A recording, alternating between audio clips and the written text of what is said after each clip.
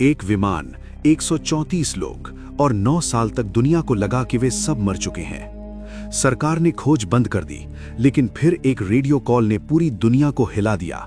मेडे, मेडे, हम जिंदा हैं। 27 दिसंबर 1948 की रात दुनिया का सबसे बड़ा यात्री विमान डगलस DC-3 मियामी से फ्लोरिडा के लिए उड़ान भर रहा था।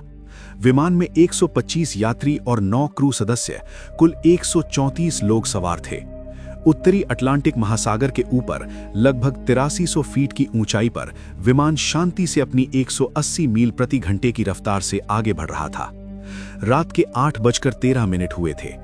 कॉकपिट में कैप्टन रॉबर्ट मिलर और उनके को पायलट सब कुछ सामान्य देख रहे थे, लेकिन अचानक San Juan air traffic control यानी ATC के साथ उनका संपर्क कमजोर पड़ने लगा। कैप्टन मिलर ने रिपोर्ट किया कि उन्हें एक मामूली तकनीकी समस्या का सामना करना पड़ रहा है। ये उनकी आखिरी आवाज थी। इसके ठीक 10 सेकंड के अंदर विमान ATC के रडार से हमेशा के लिए गायब हो गया। विमान की आखिरी लोकेशन बरमूडा ट्रायंगल के ठीक बीच में थी।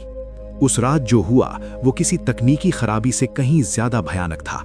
विमान दुनिया की सबसे रहस्यमयी जगह बरमूडा ट्रायंगल के एक ऐसे बवंडर में फंस गया था जिसके बारे में किसी ने ना कभी सुना था ना कभी देखा था। पलक झपकते ही विमान के अंदर चीख पुकार मच गई। कैप्टन मिलर ने अपनी पूरी ताकत से प्लेन को संभालने की कोशिश की, लेकिन तब तक बहुत देर हो चुकी थी। तूफान ने पूरे विमान को अपनी चपेट में ले लिया था और उसे किसी खिलौने की तरह घुमा रहा था। प्लेन के सारे इलेक्ट्रॉनिक उपकरण, कंपस, रडार, सब कुछ बंद हो चुका था। विमान अब किसी इंसान के नियंत्रण में नहीं था।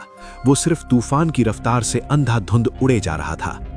लगभग आधा घंटा उस जानलेवा बवंडर में जूझने के बाद जब विमान तूफान से बाहर निकला तो चारों तरफ सिर्फ अंतहीन समंदर था। प्लेन के इंजन अभी भी काम नहीं कर रहे थे और वो धीरे धीरे नीचे की ओर गिर रहा था। तभी को पायलट की नजर सामने एक द्वीप पर पड़ी।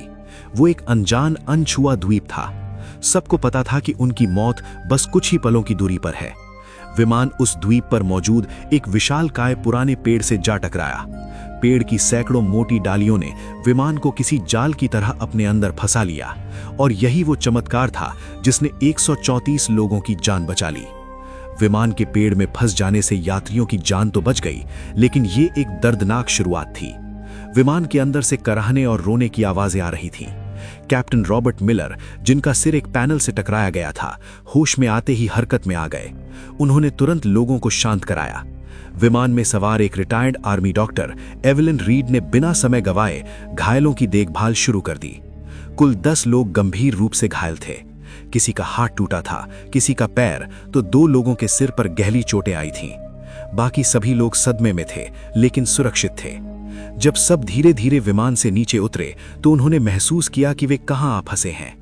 ये एक ऐसा द्वीप था जो किसी नक्शे पर मौजूद नहीं था। चारों तरफ घना जंगल, अजीबोगरीब पेड़ पौधे और एक अनजानी खामोशी थी। सबसे पहली और सबसे बड़ी चुनौती थी पानी। हर कोई प्यासा था, लेकिन पूरे द्वीप पर दूर दूर तक किसी नदी, झरने या साफ पानी के स्रोत का कोई निशान नहीं था। उनकी एकमात्र उम्मीद अब सिर्फ बारिश का पानी थी। कैप्टन मिलर ने अपने अनुभव का इस्तेमाल करते हुए लोगों को समूहों में बांटा। एक समूह को विमान के मलबे से खाने पीने का सामान, दवाइयां और काम की चीजें निकालने का काम सौंपा गया। दूसरा समूह कैप्टन के साथ मिलकर रात गुजारने के लिए एक अस्थायी आश्रय बनाने में जुट गया। उन्होंने विमान की टूटी हुई सीटों, धातु की चादरों और बड़े बड़े पत्तों का इस्तेमाल करके एक काम चलाऊ छत तैयार की, जो उन्हें रात की ठंड और संभावित बारिश से बचा सके। उस पहली रात जब वे एक दूसरे से सटकर बैठे थे तो उनके दिलों में एक ही सवाल था, क्या कोई उन्हें ढूंढने आएगा? क्या वे कभी इस अनजान जगह से बाहर निकल पाएंगे? दूसरे दिन की सुबह एक नई और कहीं ज्यादा कठिन चुनौती लेकर आई। भोजन की कमी उनके सामने सबसे बड़ी समस्या बनकर खड़ी थी। विमान से जो थोड़ा बहुत खाना मिला था वो ज्यादा दिन चलने वाला नहीं था। उन्हें द्वीप पर ही भोजन खोजना था, लेकिन कौन सा फल जहरीला है और कौन सा खाने लायक, ये जानने का कोई तरीका नहीं था। ये अज्ञानता हर कदम पर मौत का खतरा बनकर खड़ी थी। इसी कोशिश में एक अधेड़ उम्र के व्यक्ति ने एक अनजान फल खा लिया और कुछ ही घंटों में उसकी तड़प तड़प कर मौत हो गई। ये द्वीप पर हुई पहली मौत थी जिसने सभी को अंदर तक हिलाकर रख दिया। पहली बार सबको ये एहसास हुआ कि वे सिर्फ फंसे नहीं हैं, बल्कि हर दिन मौत के बेहद करीब जी रहे हैं। डर, सदमा और अनिश्चितता पूरे समूह पर भारी पड़ने लगी। इस घटना के बाद लोगों में डर और सीमित भोजन को लेकर पहला संघर्ष शुरू हुआ, लेकिन कैप्टन मिलर और डॉक्टर एवलिन ने स्थिति को संभाला और लोगों को टूटने नहीं दिया। इसी बीच विमान में मौजूद इंजीनियर आर्थर वैस में टूटे हुए रेडियो को ठीक करने की कोशिश शुरू की। कई घंटों की कड़ी मशक्कत के बाद वो एक कमजोर सा सिग्नल भेजने में कामयाब रहा। उसने अपनी आखिरी लोकेशन और मदद का संदेश भेजा, लेकिन सामने से कोई जवाब नहीं आया। रेडियो की बैटरी खत्म हो चुकी थी और संपर्क का एकमात्र जरिया भी हमेशा के लिए टूट चुका था। दिन बीतते गए। जब 10 दिन बाद भी बचाव का कोई संकेत नहीं मिला, तो 4 लड़कों और एक लड़की का सब्र जवाब दे गया। एक रात जब सब गहरी नींद में थे, वे चुपके से विमान के मलबे से बनी एक छोटी सी नाव लेकर समुद्र में उतर गए। उन्हें लगा कि मरने से बेहतर है कोशिश करना। वे फिर कभी लौटकर नहीं आए। उनका क्या हुआ, वे कहां गए, ये एक रहस्य बनकर रह गया। उनके जाने के बाद बचे हुए लोगों को यह एहसास हो गया कि अब उन्हें लंबे समय तक इसी द्वीप पर रहना पड़ेगा। उम्मीद की जगह धीरे धीरे मजबूरी ने ले ली। कैप्टन मिलर ने सभी को इकट्ठा किया और एक स्थायी व्यवस्था बनाने का प्रस्ताव रखा। काम का बंटवारा किया गया। एक टीम रोज जंगल में जाकर भोजन और फल इकट्ठा करती, दूसरी टीम आश्रय को मजबूत बनाने और उसकी मरम्मत का काम संभालती। डॉक्टर एवलिन और कुछ अन्य लोग घायलों और बीमारों की देखभाल में जुट गए। दूसरी ओर अमेरिकी सरकार ने विमान को खोजने के लिए इतिहास का सबसे बड़ा सर्च ऑपरेशन शुरू किया था। अटलांटिक महासागर के चप्पे चप्पे को छान मारा गया, लेकिन विमान का एक टुकड़ा भी नहीं मिला। 1 सप्ताह की लगातार खोज के बाद जब कोई सुराग नहीं मिला, तो ये विशाल अभियान धीरे धीरे ठंडा पड़ गया। इसी बीच द्वीप पर बचे हुए लोगों ने जीने की कला सीखनी शुरू कर दी थी। उन्होंने द्वीप के पत्थरों और विमान की धातु को घिस-घिस कर चाकू और भाले जैसे औजार बनाए। सबसे बड़ी चुनौती द्वीप के जंगली सुअर थे, जो झुंड में रहते थे और रात के समय उनके शिविर पर हमला कर देते थे। विमान में मौजूद एक शिकारी ट्रेनर ने लोगों को भाला चलाना और जाल बिछाना सिखाया। कई दिनों की योजना और अभ्यास के बाद उन्होंने अपने पहले जंगली सुअर का शिकार किया। ये एक भयानक लेकिन भावनात्मक क्षण था। शिकार के दौरान 2 लोग घायल हो गए, लेकिन जब वे उस शिकार को लेकर शिविर में लौटे, तो वो सिर्फ भोजन नहीं था, वो उनकी एकता और दृढ़ संकल्प की जीत थी।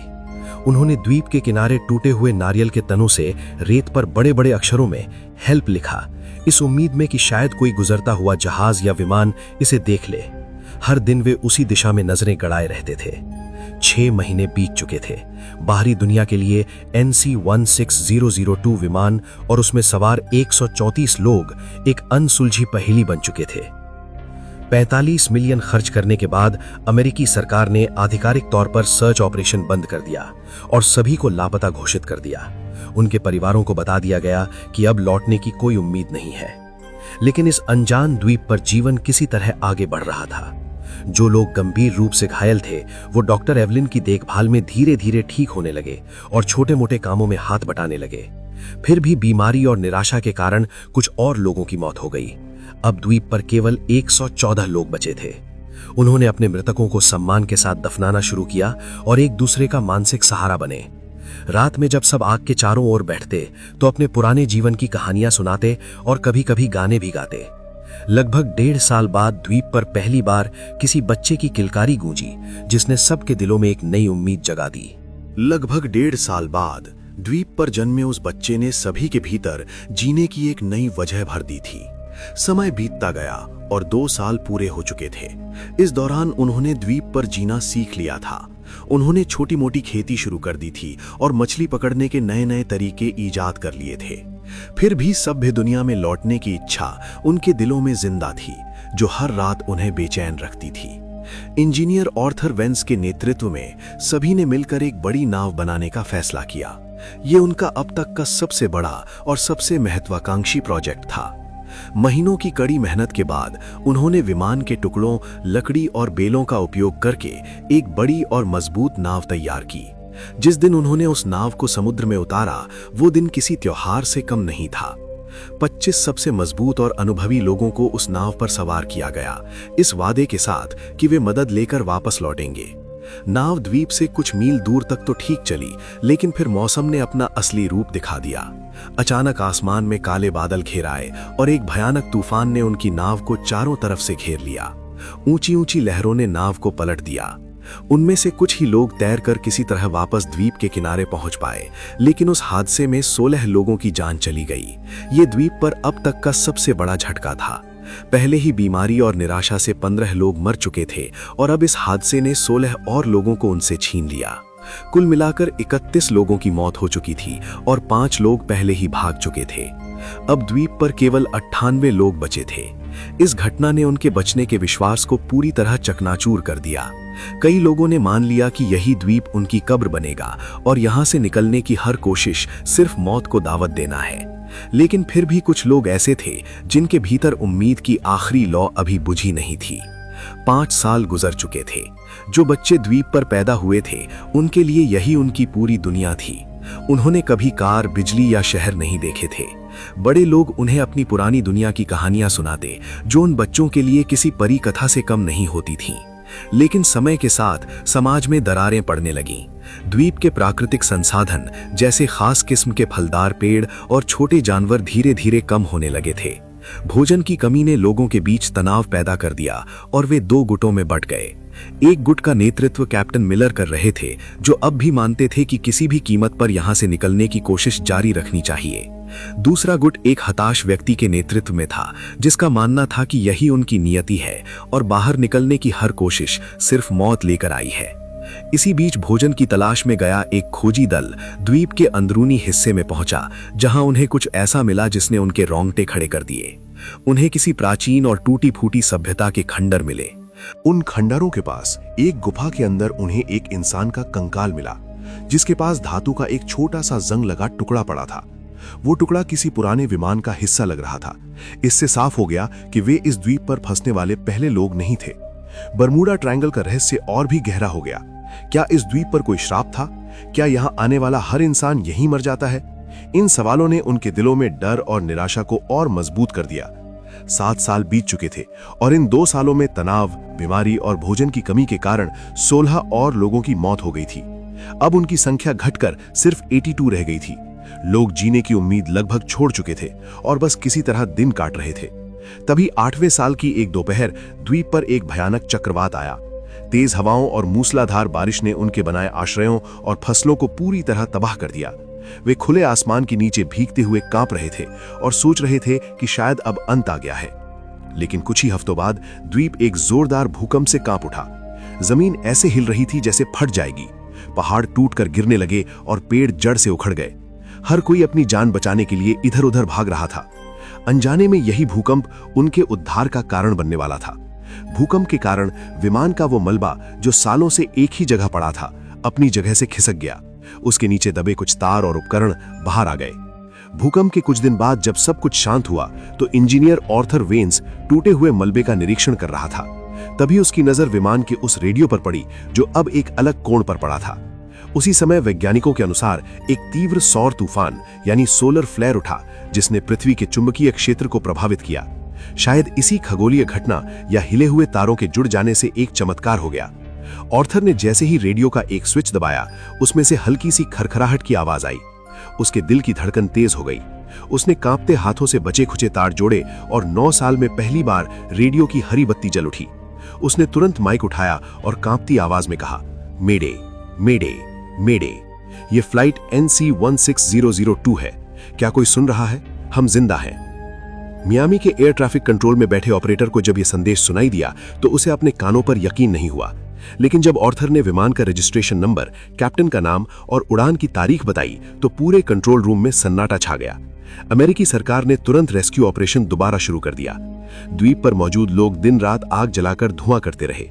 पूरे 9 साल बीत चुके थे। एक सुबह जब बचे हुए 82 लोग जागे तो दूर क्षितिज पर एक छोटा सा धब्बा दिखाई दिया। वो धब्बा धीरे धीरे बड़ा होता गया और आखिरकार वो एक अमेरिकी नौसेना का जहाज निकला। उस जहाज को देखते ही 9 साल का दर्द, पीड़ा और इंतजार आंसुओं के सैलाब में बह निकला। लोग रो रहे थे, हंस रहे थे और एक दूसरे को गले लगा रहे थे। जब बचाव दल द्वीप पर उतरा तो वे उस दृश्य को देखकर सन्न रह गए। जिन्हें दुनिया 9 साल पहले मरा हुआ मान चुकी थी, वे आज उनके सामने खड़े थे। उनकी वापसी की कहानी ने पूरी दुनिया को हिला दिया। एक साल बाद 1958 में लेखक जेम्स बाल्डविन ने इन बचे हुए लोगों के अनुभवों पर आधारित किताब लिखी जिसका नाम था lost in the echo of 9 years, survival of flight NC-16002। ये किताब अमेरिका की सबसे ज्यादा बिकने वाली किताबों में से एक बनी और ये साबित कर गई कि उम्मीद की एक छोटी सी किरण भी सबसे घने अंधेरे को चीर सकती है।